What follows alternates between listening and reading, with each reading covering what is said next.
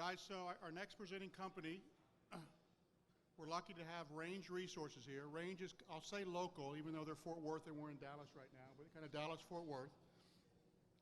And on the introduction, I guess Range really doesn't need much of an introduction to this group. I'm sure you know what they do, but I guess I'll remind you that when everyone else was kind of playing in the Barnett, in the Haynesville, Range was already past that and moving up to the Marcellus. So they already knew something was going on up there, used their technology to kind of figure it out. And so they were able to kind of put together a pretty big acreage position up there. And so that first mover thing gave them a lot of advantage, which I'm sure we'll hear about in a few minutes. The other thing I might say, since this is partly an ESG conference, is early this morning we heard about 2 companies that were going to be net zero by 2025. Hope I'm not stealing any of your thunder. But Range is one of those 2 companies. She was unnamed. Now I'll tell you that Range is one of those 2 companies. So they have been a leader both in what's going on in the Marcellus and in ESG and kind of the transparency with the market, which I think we all think is great to have a leadership like that. So presenting the story for Range today is Dennis Degner, who is their Chief Operating Officer. Welcome.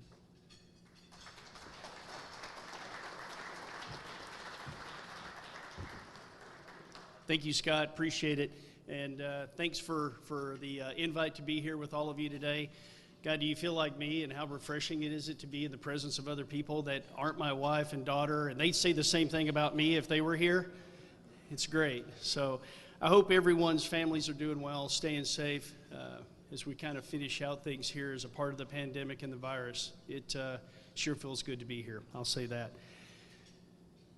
In the past, you've probably heard Range walk through our story of things like operational highlights, or maybe discuss some of the initiatives that we've had that are ongoing that are further strengthening our balance sheet.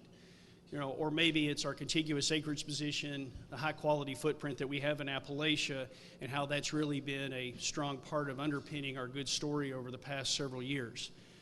Well, today we're going to talk about ESG. And ESG is just as intertwined into those topics I just mentioned as they ever have been. As we look back over the past 10 years, I joined Range in 2010. Much of what we reported on in our first sustainability report was really what we had been doing since 2007, 8, 9, and building upon that momentum. The sustainability report became the vehicle for us to share that story with many of you and our external stakeholders. But today we'll talk about our environmental best practices, how those operational highlights are interwoven into our ESG story, and also discuss what our communicated goals are. Scott's already shared one of those, which is exciting. And also how we're viewing optimization and alignment when it comes to our compensation structure. So with that, I'm going to get started. As we start to discuss ESG, it's kind of hard, especially from the emissions side, to have this discussion and not think about the positive story that natural gas is playing in this particular arena.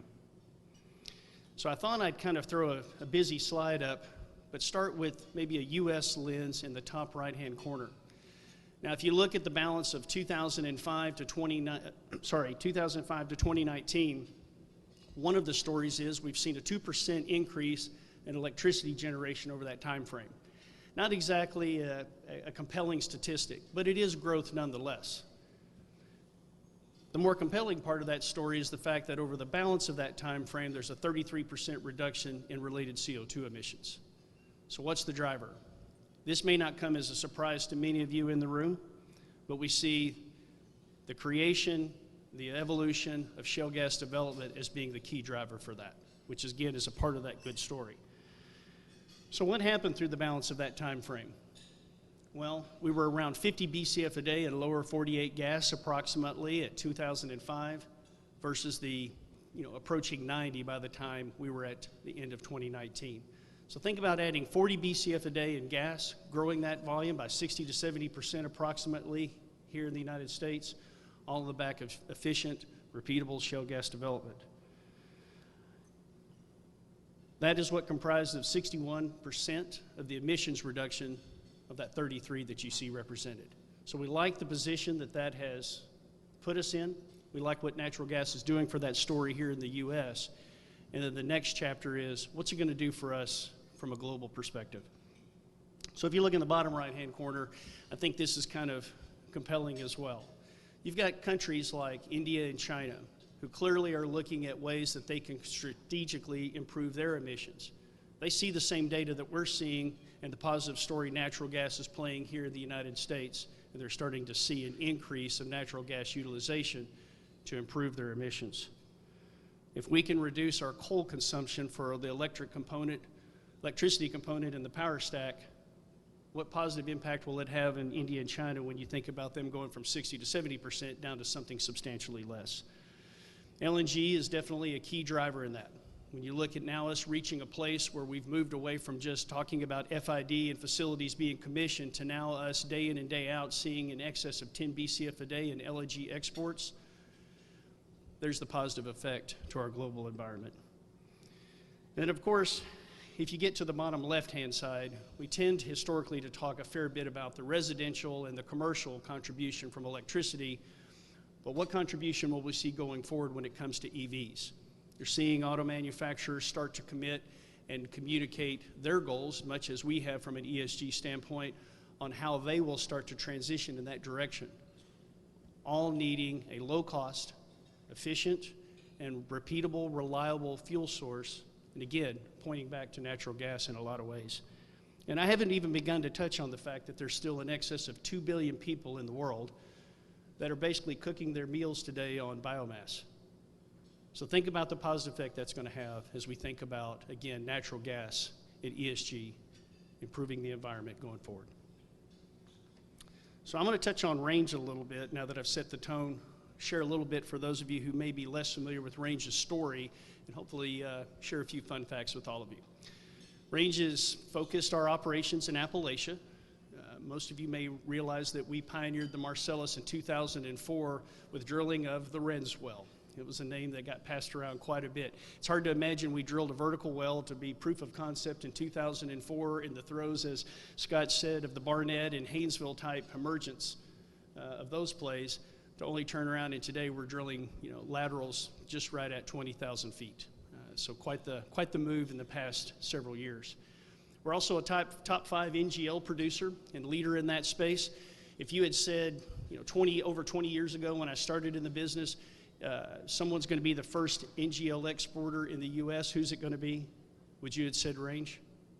Probably not. It would have been a bigger name, an Exxon, a ConocoPhillips. It would have been someone along those lines. But Range clearly, with the acreage position we have, the liquids-rich component that we produce on a daily basis, put us in a place to take advantage of that opportunity to be a leader in that space.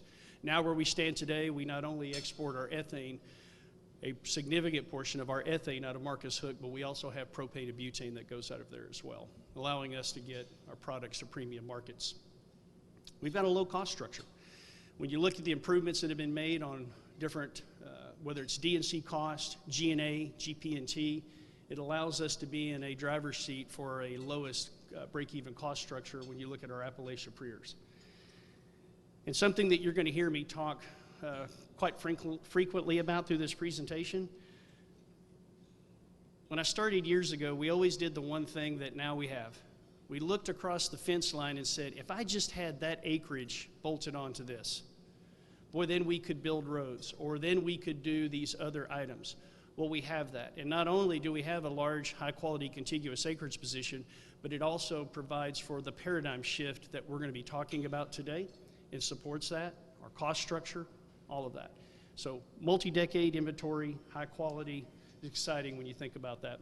And then it also allows us to be a leader in the environmental space as well. And I'd be remiss if I didn't mention safety. I know we're going to focus more on the environmental side, but really it's safety as well. So when I think about our approach, it's really a focus on free cash flow. There's no doubt that there's been a strong shift in that model over the past few years for us along with others, but it's front and center for us. We anchor this with really two things. Our peer-leading well cost, which, again, you'll hear me talk about this being an operations guy, but our drilling cost actually fell below $200 a foot in 2020, and the team continues to make great strides in that mark. We also have anchored on this a low base decline, which is now below 20%. And Scott, having probably looked at our reserves, can attest to that.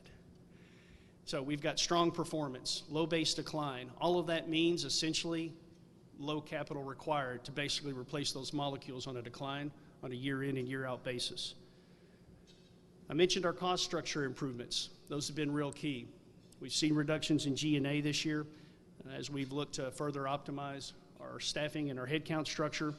We've also seen optimization of our FT portfolio and our takeaway for our NGLs and further enhancing our cost structure from a GP&T standpoint. And you're going to hear me talk about this again later, but we had our first single-digit LOE. And so I couldn't be prouder of the team and what they've been able to do managing through our winter months, which you could argue haven't been all that strong in past years, but even through this last winter blast that we've had in the Northeast, we're still on track to see similar results. So we're really excited about what we've seen there. All of this allows us to have a repeatable, predictable, durable cash flow. We know, and we learned this in the early on emergence of the Haynesville and the Barnett, you have to be repeatable. Whether it's in how you predict the well performance, your cost structure, drilling a lateral, you have to be repeatable. And we're really confident in our ability to do that. I've got a slide in the end that hopefully will seal that discussion. So what's the vehicle for all of this? Well, to basically deliver on this, you've got to have that unmatched inventory of wells that you can drill day in and day out. Whether you're in a maintenance level program or if you're growing an asset, you have to have that repeatability. We have a 500,000 acres, 1,500,000 acres of low-risk inventory. When you look at the pace and the cadence that we've had operationally over the past several years, that equates to multiple decades of inventory. I've got some details on what it looks like from the, we'll just say the excess of 2 BCF per 1,000-foot level, which we think competes day in and day out. With our contiguous acreage position, we'll be able to drill longer laterals. And if you were to look at year over year what we've been able to accomplish, that's been a main part of our story in all of our quarterly results. 2010, our average lateral length was 3,000 feet. Now our average for last year was 12,000 feet. And so you'll see us continue to average somewhere in the 10 to 12. All, by the way, is moving back into pads with existing production and drilling wells that are new around the historical producing wells. It's not uncommon for us to actually drill a well adjacent to a prior producer all the way past a pad to the south in a similar condition. Proved reserves in excess of 17 TCF at year end with a $22 per share PV10 netted debt value. So you tie all this together, and Range is an upstream leader in environmental, again, and safety practices. We've communicated as a part of our sustainability report last year our target of 0 net emissions by 2025, and it's not listed here, but you'll see it in the following slides. We also have a 15% commitment for direct greenhouse gas intensity reduction on our direct producing wells day in and day out in that same time frame.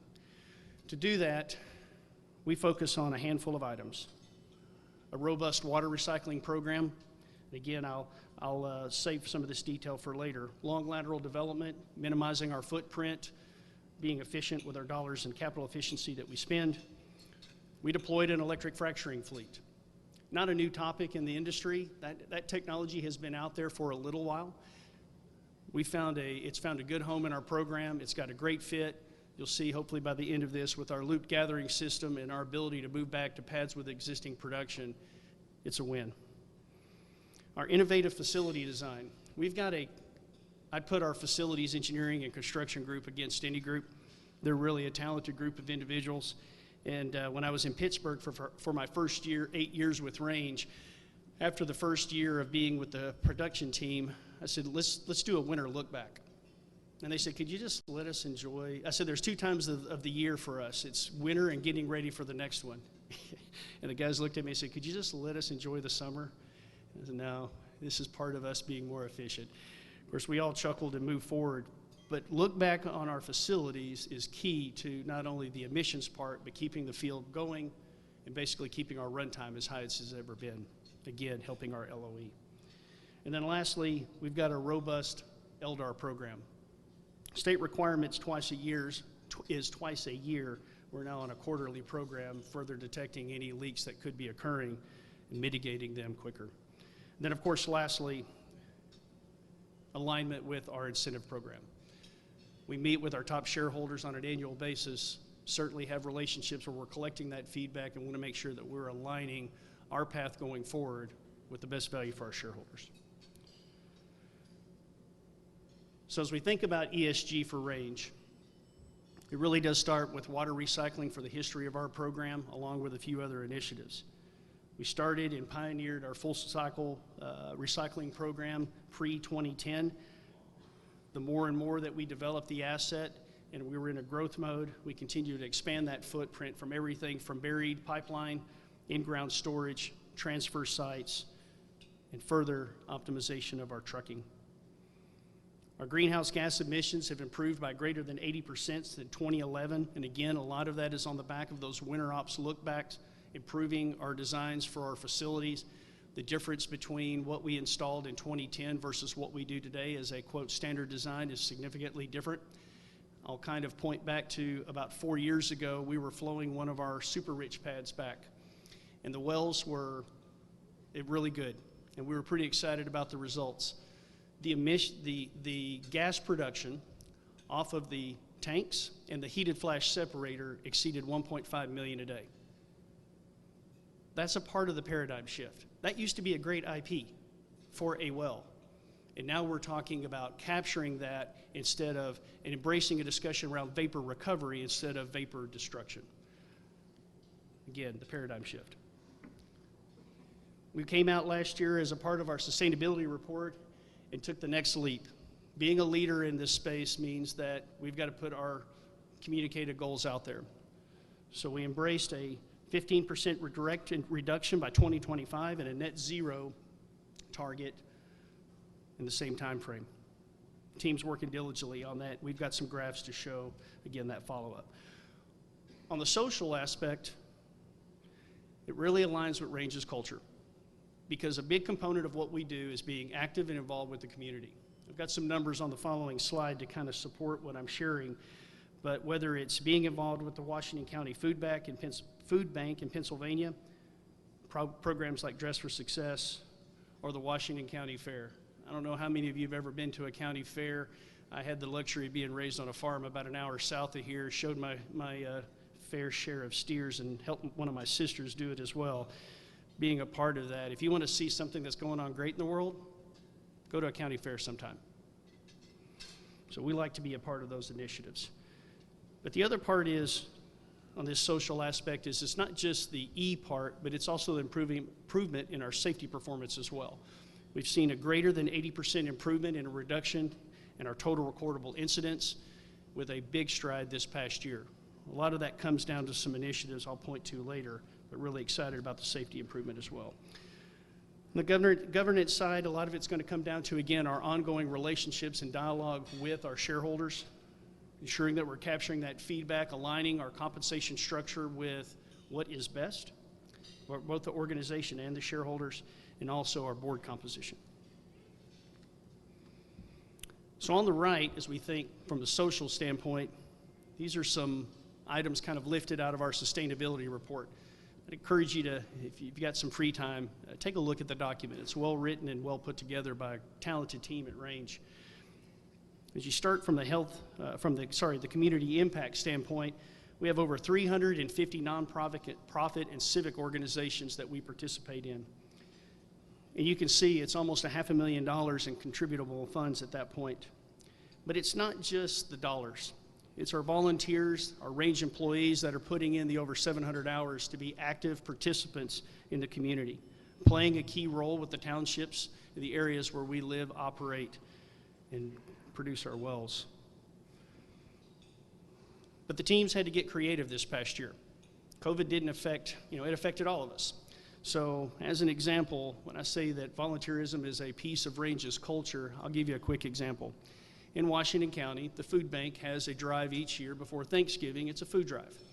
A lot of our employees each year will go down and spend a day or two on the streets in a certain section of downtown Washington, collecting not only the food that would get delivered to help folks during the holidays in need, but also any contributions. How do you do that during COVID? Some of our talented employees stepped up and decided to form a telethon approach. In a matter of a couple hours, they were able to raise as much money as they had comparable to being on the street corner in prior years. People continue to get creative, but it is a part of the Range culture. And you can see that through the dollars and the hours. On a safety standpoint, we had 0 incidents requiring days away and restricted duty in 2019. We saw similar improvements in 2020. We're real excited to publish those numbers in the upcoming reports. But it didn't really come easy. We had to devote the time to hazard identification. I know you probably didn't come here to hear about hazard ID and job safety assessments. But again, similar to the environmental culture, if you're not focusing on it the same way from a safety perspective, you won't have it on the environmental either. So the team did. We put almost 3,200 hours of training in with our service partners on location. They're part of the Range family as well. Their logo on the door of their truck may be different, but they absolutely are part of the Range family and an extension of what we do. And then, of course, the last part is a strong KPI culture. We measure it, we track it, we have root cause analysis, we put processes in place to improve what we do. From the board governance standpoint, I'll shift over to the G part of the equation. Our average director tenure is around 5 years. We've added Steve Gray and Margaret Dorman in 2018 and 2019 respectively. Great individuals, further adding to our both technical and financial depth of knowledge on the board. Been really helpful. And then I'll also end off by saying diversity is key for us. And you can hopefully see that by the fact that 33% of our independent directors are female. So it's very much a core value for us. Our directors are all independent except for our CEO, Jeff Ventura, and our chairman is independent as well. All right, so now I'm going to dive into the E part of this, and probably some of the other aspects as well. But there's really 4. I was sitting there prepping last night, and I was like, what do you want to call this? Do you want to call it 4 bricks, 4 pillars, 4 cornerstones? But they're really 4 key components that make up our ESG approach. You've heard me touch on some of these, but I'm going to dive in a little bit deeper in the following slides with a slide on each one of these. But it does start with our water recycling program. It lowers our cost. It reduces our need and demand on the fresh water sources that we would use in the region. It wasn't all that long ago. There were a lot of conversations about oil and gas operations and what are we going to do to further reduce our draw on fresh water sources. A robust water recycling program is that answer, and doing it safely. We put fewer trucks on the road. Now maybe you would say, well look, if you're going to haul 25,000 barrels a day or 10 or whatever that number is, it still requires the same amount of trucks. But when you don't haul it to Ohio or to a underground injection well, maybe another state away or some significant distance, that's less road exposure for us, for the drivers, and for those around us. Long lateral development. Now this has been something that's been exciting for me to watch over the balance of the past, I'll just say 5 to 10 years, because as an old supervisor once told me at a prior company, success begets success. And that's what we've seen happen here. We've continued to build upon that momentum of continuing to drill longer, continuing to drill more efficiently. We've seen our lateral lengths increase from an average in 2018 of 10,000, almost 400 feet, and I mentioned earlier to last year being at 12,000 feet. Some of our most cost-efficient wells, and I'll just say when you're at this place where, I'll touch on it later, but we're drilling our fastest days in the lateral. About 4 years ago, our record day was a little over 3,000 feet in the lateral. Now we average that on a yearly basis. So think about drilling a 10,000-foot lateral in 3.5 days. Pretty impactful. We optimize the use of our drilling and completions equipment. Now this isn't just efficiencies of more frac stages per day or drilling that faster day in the lateral. This is thinking, again, in the line of the paradigm shift from an ESG perspective and using dual fuel drilling rigs, frac crews, and the deployment of electric fracturing fleet. Because of our contiguous acreage position, we are advantaged to utilize that type of technology. In 2020, we were able to use an electric frac fleet for the full year with full utilization, burning 100% of Range's field gas. Very efficient use. And oh, by the way, if I haven't told you, it's also pretty darn quiet. I had an opportunity to go out and tour the crew right before pre-COVID, and one of the funny things was my career started with a service provider sitting on frac jobs, which was a great learning experience. I can't say enough good things about it, actually. But I remember how noisy the equipment can and can't be and the different aspects of it, and I looked at the supervisor who was very proud and was walking us through the equipment, and the loudest thing on location was a generator that was powering the frac van. And I said, hey, could you turn the volume knob down on that thing too? He kind of didn't. He missed the humor at first, but then we had a good laugh about it. But that is the place that we're headed, because in our cases, it's not only cost efficient, reduces noise, but it also is something that allows us to be somewhat insulated from maybe fluctuations in diesel cost. And then if I haven't mentioned, oh, by the way, our lease operating staff also drives vehicles that are dual fuel that we power on CNG. So we're very much a use what we produce type organization. And then lastly, before I jump into the respective slides, is utilization of existing infrastructure.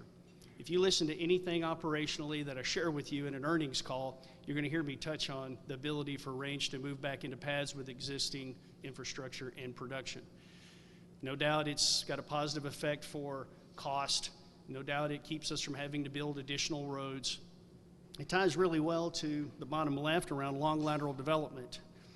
But the thing that it also does is it allows us to have a responsible approach to the impact we make when we develop our assets, challenging the team further. But as I mentioned earlier, you can't do some of these things, or it's a challenge to do some of these things if you don't have a contiguous acreage position that's high quality. The map you see here is kind of a roughed out outline of where we have our acreage in those green boxes. And there's the 460,000 net acres, 3,100 Marcellus wells that have been identified, assuming a 10,000 foot average horizontal length, with approximately 75 to 80% in our, what I'll call our processable gas window, wet and super rich, with the remaining in our dry portion. 2/3 of these wells are going to be located in an area of the Marcellus where we're exceeding significantly 2 BCF per 1,000 foot, where we basically have a core amount of our inventory. And this is before we even touch on the opportunity to drill, complete, and produce the Utica or the Upper Devonian. So when we say decades of opportunity, it's definitely there. So when you have decades of inventory, you have a low base decline that we touched on earlier that's now less than 20%, and you have the inventory type assessment you see on this graph. It kind of lends itself to, again, how we're being a part in embracing that paradigm shift. So I'm going to go through each one of those 4 boxes with its own slide that I mentioned a few minutes ago. So in 2010, we started moving toward continuous use of a 24-hour frac crew. You could see that our model then was year-over-year growth, maybe 15 to 20%, depending upon which year. It became imperative that being a leader in water recycling was going to be important. It was going to be critical. Reduce our need for fresh water demand. Now where we sit here today in this particular year of operations, we can say that successfully year over year, not only do we recycle 100% of Range's water, but we also reuse other operators' water in the basin. It's something that was kind of unheard of several years ago, and there's probably still other basins that aren't embracing it today. But as I kind of mentioned, whether it was volunteerism or the electric frac fleet, this really all kind of started with the creativity of our team. So the team came forward and said, we want to put together something called water sharing agreements. And it's pretty basic. I won't bring you any water quality that you wouldn't bring back to me in return. And we've got water sharing agreements from the smallest of private companies to those that are major in status. Some took longer to get agreements in place than others, as you could imagine, but we see it as not just an ability to reduce cost, but a further extension of our ESG efforts. Recycled water represented 60% of our water used for our completion operations in 2020 versus 43 in 2019. If you were to look back, though, historically, it's around 40 to 45% is kind of that bandwidth. But when our industry became challenged from a slowing in activity, the question by many was, how do you maintain these efficiencies? Our team continued to do so. They got creative with logistics, outreach to other companies, and increased that amount of water percentage that we use. We reduced our freshwater consumption by 75%, lowest that we've had in the program. And again, due to our enhanced logistics, we actually reached a few record milestones. One, we handled more barrels of water last year than we ever had. And the other, our lowest cost per barrel into a frac site, 36% reduction. And that wasn't on the back of reduced rates from trucking. It was getting better at our business day in and day out.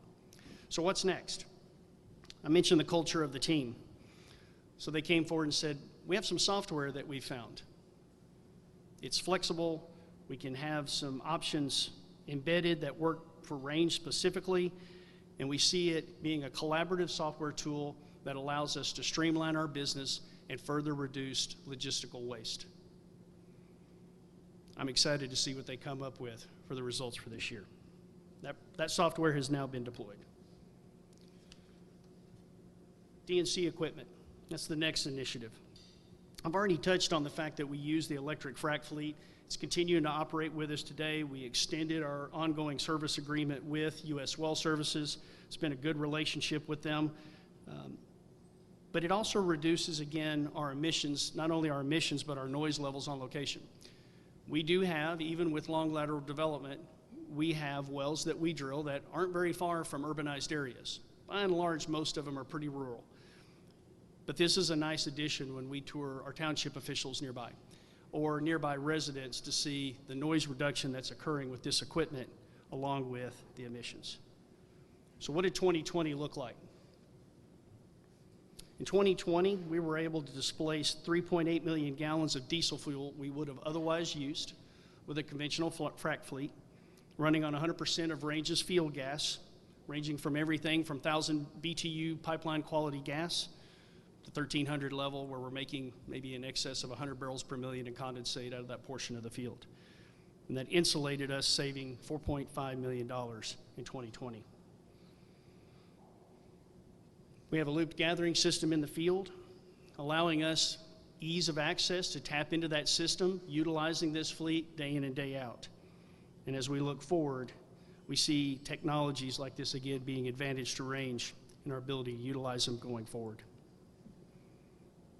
The bottom left-hand graph shows our emissions path, and this has definitely played a role in that along with the facilities design, but you can see for the Appalachian production alone in that asset, the reduction in emissions from a greenhouse gas intensity level from 2017 to 2020.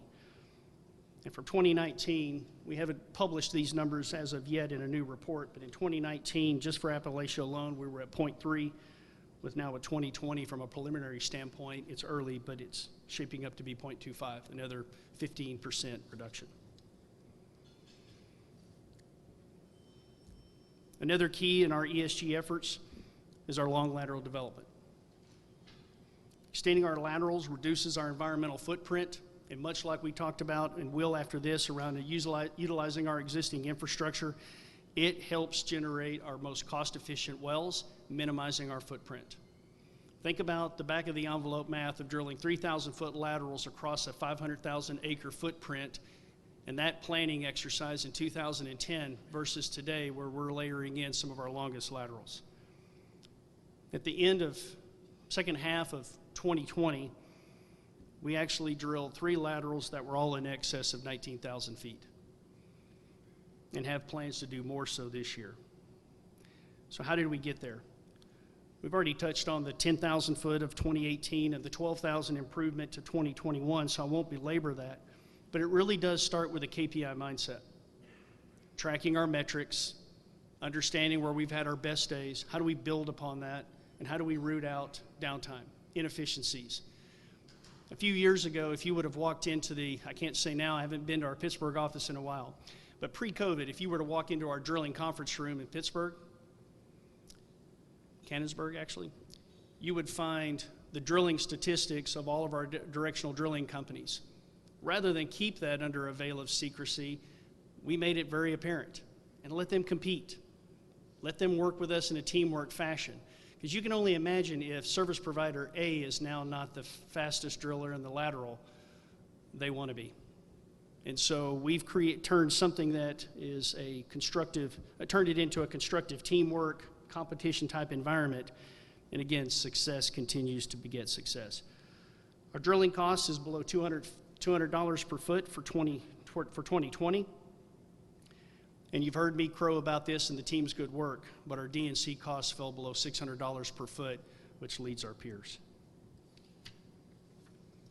All right, last aspect here, the fourth corner. It's utilization of our existing infrastructure. When we started building out pad sites, we started looking at a footprint that didn't need to be minimized, but better utilized. That footprint didn't need to go from 300 feet by 300 feet down to 200. That's certainly an option for us. But we want to move back to that pad site and drill 20 wells. And when you look at the map on the right, it's a depiction of those dots of where we have pad sites scattered across our acreage position, and you can see some areas where we still haven't drilled yet. But intertwined amongst that is somewhere in excess of 1,000 wells with 200 pads and roughly 500 wells per pad. We have the ability to go back to them multiple times and have been repeating that trend now for a few years. In 2021, about 60% of our new wells turned in line will be from pads with existing production. Allows us to be nimble, react quickly, be efficient, and again, from an environmental standpoint, minimizes our footprint. Ties back to the existing gathering system and the ability to utilize compression, processing, outtake capacity, minimizing further exposures. It's a part of our program day in and day out. And this isn't something new for Range. And SIMOPS and our evaluation of that from both from an environmental and safety perspective have found a good home in our ability to utilize existing infrastructure. So how does all this shake out when you start to consider our capital efficiency and the progress that we've made? Well, the initiatives that you see on the right, in the top right corner, some of them we've already touched on. A couple that we haven't is we continue to see further improvements in our frac crew efficiency. We no doubt saw some bigger leaps a few years ago, but we continue to see, again, downtime being further rooted out and more frac stages pumped per day. We reached a record in 2020 of averaging 7 a day for the year. We continue, of course, to maximize our recycled water. But the other part is self-sourcing sand. Vertical integration, again, is not a new topic, but we continue to be patient. The team continue to be creative, and now what we've been able to do is roll that into the program as well, further reducing our cost structure. Without sponsorships of the building of transload facilities, 3-year take-or-pay type commitments, instead, it's very, very cooperative and beneficial. So from 2019 through 2020, you can see the glide path. $725 per foot D&C cost. These initiatives, along with others, helped drive us down to $610 for a plan for 2020, which we delivered for below $600. And now a communicated plan for this year of $570. And I've got full confidence in the team we'll meet or beat that as well. When you look at the past 3 years, the track record speaks for itself. We've been able to accomplish many of our ESG goals. We're on the right path of what we would like to do, all while doing it 31, 28, and $109 million under budget. Team's done great work there. So our commitment to date has reflected positive results, whether it's cost, efficiencies, or ESG initiatives. Whether it's the 80% reduction in our greenhouse gas intensity with our facilities design improvements in 2011. And I'll say this on the facilities design. There was a point in time where a response around the table could be, Dennis, we're using the best available technology. And that quickly shifted to, how do we advance the technology? And that's how we've been able to capture some of the numbers you see here. We've got our intensity at a 0.35 listed here. That's for all volumes historically. The other slide's going to show 0.3, but that's for Appalachia only. This would include our prior North Louisiana assets. And then 144% of recycled water, again, our 4th year in a row and exceeding, being around that 150% mark, if you will. Our targets are clear. We're out for more. We've got our 15% greenhouse gas intensity direct reduction by 2025. And when you saw the prior plot showing where we were in Appalachia to where we're headed in 2020, or where we were in 2020 and where we're headed, we've already made a marketable stride in that direction. And of course, we've got the net zero target in 2025 as well. We're going to work diligently to try and narrow that gap as much as possible, but are evaluating carbon offset opportunities such as reforestation, forest management projects that would further bridge that gap. but our task at hand is work on the wells. How can we reduce our direct intensity? From a health and safety standpoint, again, I mentioned this earlier, but we've seen great strides there, 80% reduction in our total number of workforce recordable incidents the last 3 years. All of this is for nothing if we can't get our folks on location home safely. And then we've also not touched on it, but we've also put in vehicle monitoring systems in our vehicles and seen a 64% reduction in our vehicle incidents. We also know that folks on the road, and I noticed on the drive from Fort Worth over here today, that was one of the riskier things I did today, I think. So when you're looking at the industry comparisons in the plot that you see on the right, we were pretty proud to see that the results put us head of the class when you look at where we are from an emissions standpoint. We're going to keep building on that. I'm going to close out with this slide. All the initiatives are great. All the results we'll keep chipping away at. But the last component was to further align our compensation structure with much of what you saw in the prior slides, the prior 15 slides. On a short-term basis, we looked at overhauling our compensation structure, optimizing it, removing production reserves growth type returns metrics. Instead, we added return on capital, drilling rate of return, to better align ourselves with feedback that we've heard from our investor outreach. EH&S has been in there. It will continue to be so. Metrics that you see that we'll look closely at are improvements in total recordable incident rate, preventable vehicle incidents, spills, and notices of violations. We're dedicated to operating safely, efficiently, and within the bounds of the regulations. And then lastly, we also added cash unit costs, drilling completions cost per foot. That was in there last year as well. We continue to love to be challenged in that way to be more capital efficient. And then we reduced the discretionary weight and set rigorous targets around each one of these components. So what changed on the long-term side?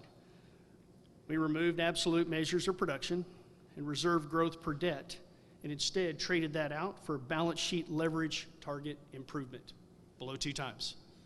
It's part of the cash flow statement and operating within that we started this discussion out with today. Emissions intensity targets, another add. That's found its way into our goals and our compensation structure. And the target is in line with what we've communicated for our 2025 end date. S&P 500 was added as a peer to align performance. And the last thing we heard and made the change on was restricted stock modification from a 3-year vesting of 30, 30, and 40 to more of a, from a 30, 30, and 40 vesting schedule to a cliff approach. Again, feedback we heard. All these changes were informed by the board's direct outreach, including over 65% of shares outstanding. So I'll go back to the statement at the top before I close out. To finish this off, our goal was to align incentives with evolving shareholder interest and long-term strategic initiatives. It's important to us. I appreciate you guys having me today, and I'll stick around if any of you have any questions. It's good to be in person with you today. Thank you for having me.